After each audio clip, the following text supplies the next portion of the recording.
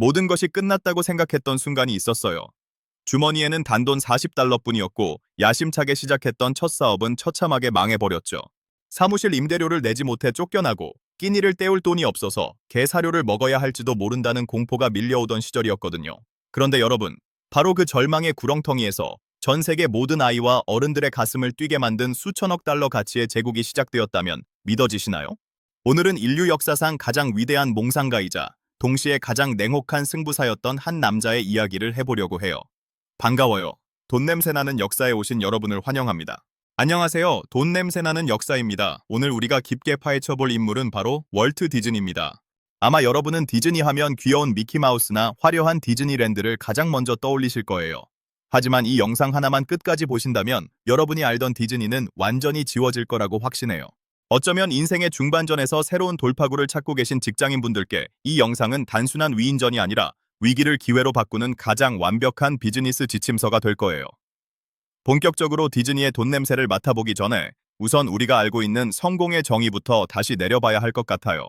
보통 사람들은 성공을 운이 좋아서 혹은 천재적인 재능이 있어서 얻는 결과물이라고 생각하거든요. 특히 예술가 출신의 사업가는 더더욱 그렇게 보이죠. 하지만 비즈니스 세계에서 성공이란 수없이 반복되는 파산과 배신 속에서도 수익 구조를 설계하는 능력을 잃지 않는 것을 의미해요. 디즈니는 바로 이 지점에서 다른 예술가들과 완전히 궤를 달리했답니다. 여기서 우리가 흔히 하는 오해가 하나 있어요.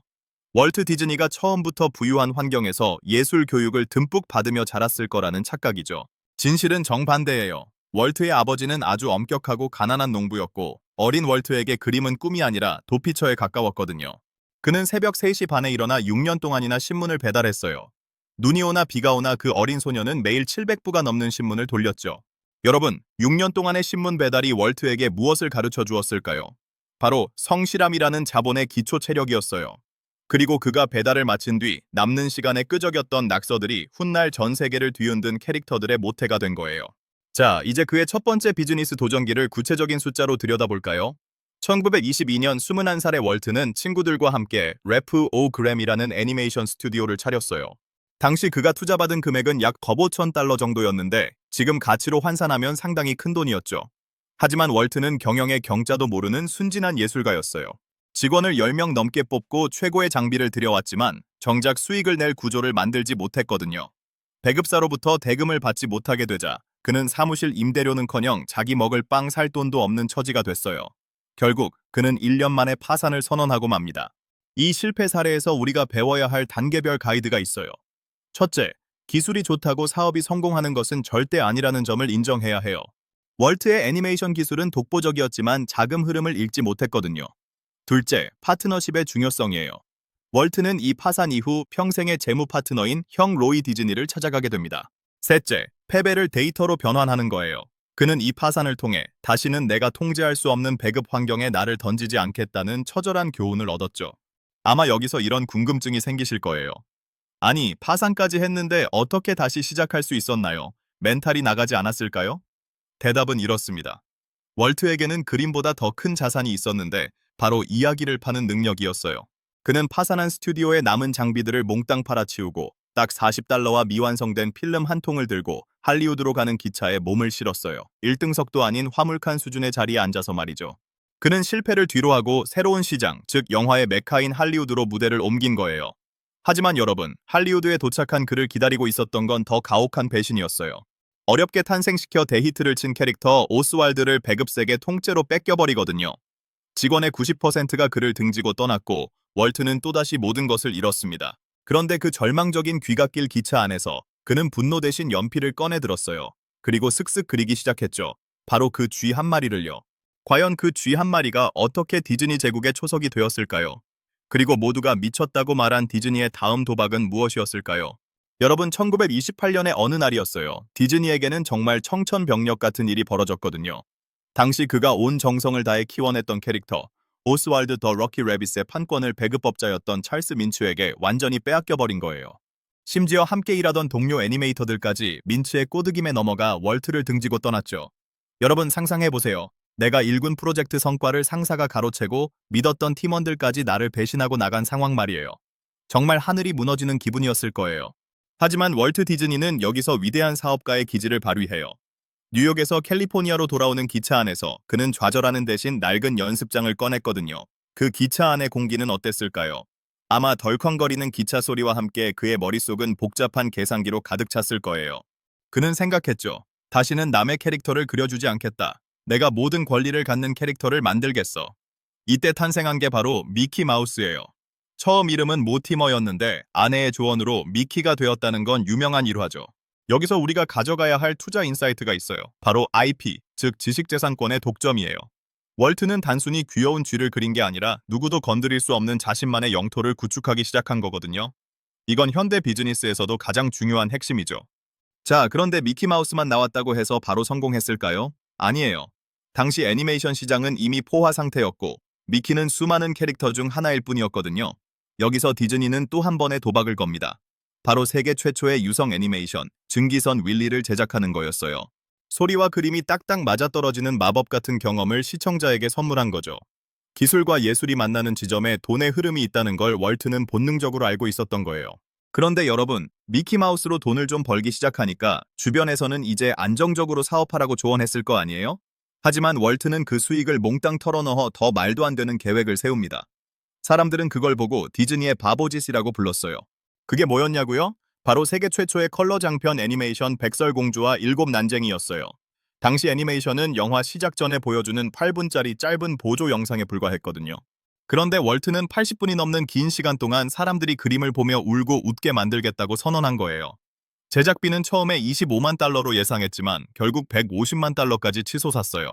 지금 가치로 따지면 수천억 원에 달하는 엄청난 금액이죠. 돈이 부족해지자 월트는 자신의 집을 담보로 대출을 받고 심지어 은행가들을 앉혀놓고 미완성된 필름을 보여주며 1인극을 펼치기까지 했답니다. 여기서 우리가 배워야 할 리더십과 비즈니스 확장 전략이 나와요. 첫째, 시장의 한계를 규정하지 마세요. 남들이 8분이 한계라고 할 때 디즈니는 콘텐츠의 본질인 몰입에 집중해서 판을 키웠거든요. 둘째, 기술적 해자를 만드세요. 그는 평면적인 그림에 입체감을 주기 위해 멀티플레인 카메라라는 혁신적인 장비를 개발했어요. 여러 장의 유리판에 그림을 그려 깊이감을 주는 방식이었는데 이건 경쟁자들이 따라오기 힘든 압도적인 퀄리티를 만들어냈죠. 셋째, 리스크를 감수하는 용기예요. 물론 무모한 도박은 금물이지만 확실한 비전이 있다면 자신의 모든 자원을 집중하는 올인의 순간이 필요하다는 걸 보여준 거예요. 백설공주가 개봉하던 날 밤, 할리우드 극장가의 분위기는 어땠을까요? 영화가 끝나고 관객들이 기립박수를 치며 눈물을 흘릴 때 월트 디즈니는 무슨 생각을 했을까요? 그는 아마 다음 단계를 생각하고 있었을 거예요. 백설공주의 대성공으로 번 어마어마한 돈을 그는 단 한 푼도 낭비하지 않고 바로 다음 꿈에 투자하거든요.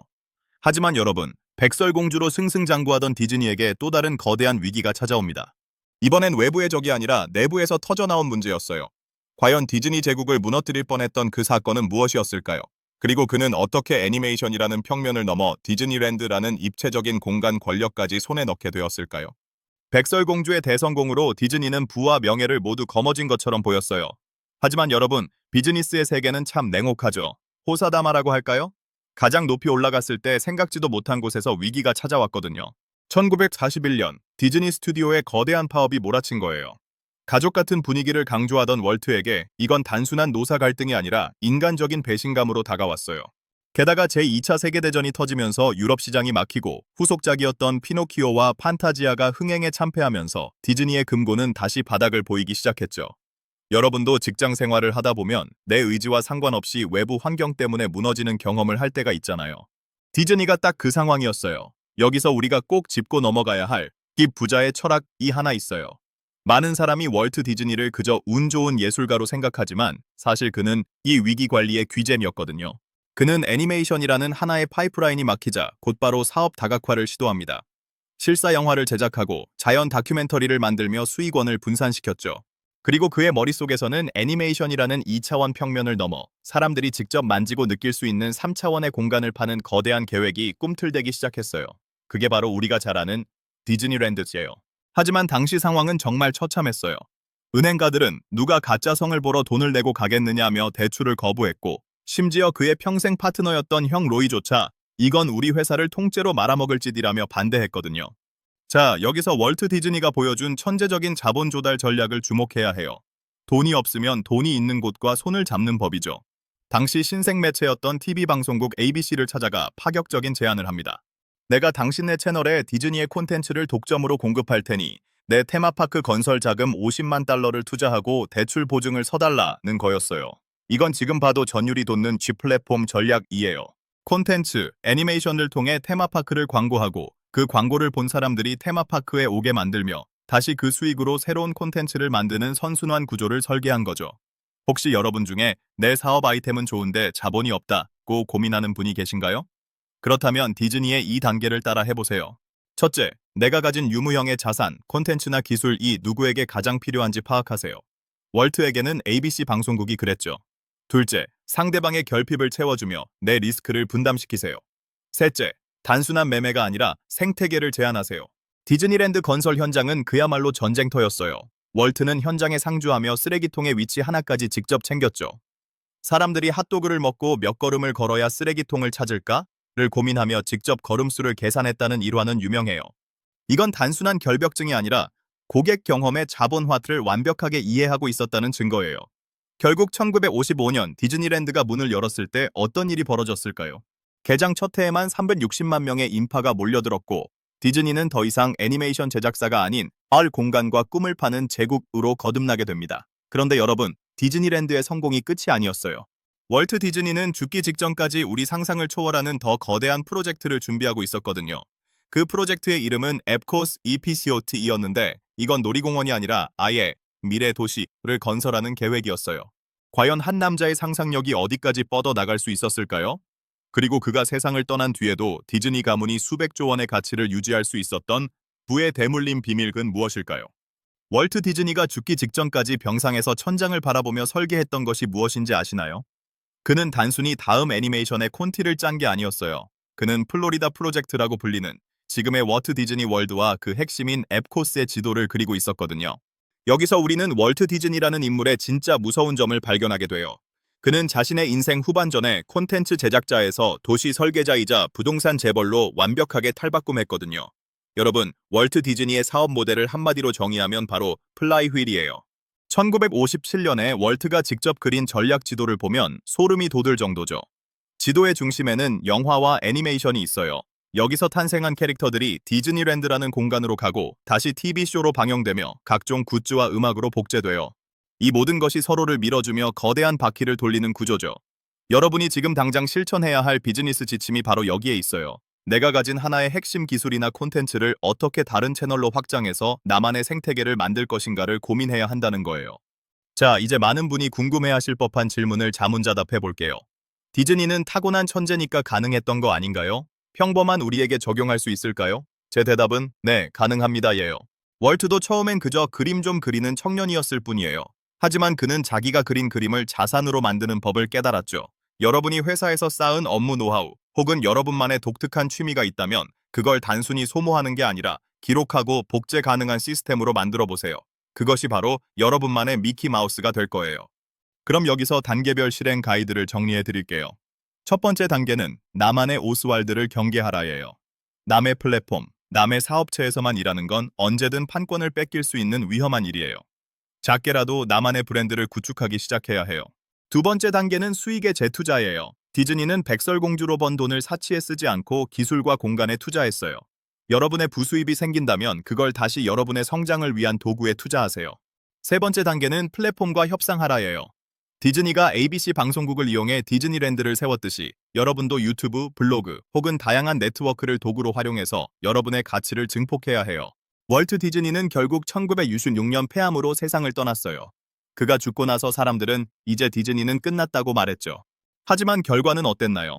그가 생전에 설계해놓은 시스템과 철학 덕분에 디즈니는 오늘날 픽사, 마블, 스타워즈까지 집어삼킨 거대한 미디어 공룡이 되었어요. 그는 죽었지만 그가 만든 돈 버는 시스템은 영원히 살아남은 거예요. 오늘 이야기를 마무리해 볼게요. 20대 초반에 파산하고 개사료를 고민하던 청년이 어떻게 전 세계를 지배하는 제국을 세웠을까요? 핵심은 세 가지예요. 실패를 데이터로 바꾸는 회복 탄력성, 콘텐츠를 공간과 연결하는 확장성, 그리고 죽기 직전까지 다음 세대를 설계하는 비전이었죠. 영상 초반에 제가 던졌던 질문 기억하시나요? 단돈 40달러로 시작한 이 남자의 대답은 무엇이었을까요? 그는 말했어요. 내 모든 성공은 쥐 한 마리로부터 시작되었다는 것을 잊지 말라고요. 하지만 저는 여기에 하나를 더 붙이고 싶어요. 그 쥐 한 마리를 황금알을 낳는 거위로 키워낸 건 어떤 위기에도 굴하지 않았던 그의 지독한 비즈니스 마인드였다는 사실을요. 자, 이제 여러분의 차례예요. 여러분의 가슴속에 잠자고 있는 미키 마우스는 무엇인가요? 오늘 본 디즈니의 지혜를 여러분의 삶에 단 하나라도 적용해 보시길 바래요. 부자로 죽는 것보다 더 중요한 건 내가 없어도 돌아가는 나만의 시스템을 만드는 것이니까요. 오늘 영상이 여러분의 부의 그릇을 키우는 데 도움이 되셨다면 구독과 좋아요 부탁드립니다.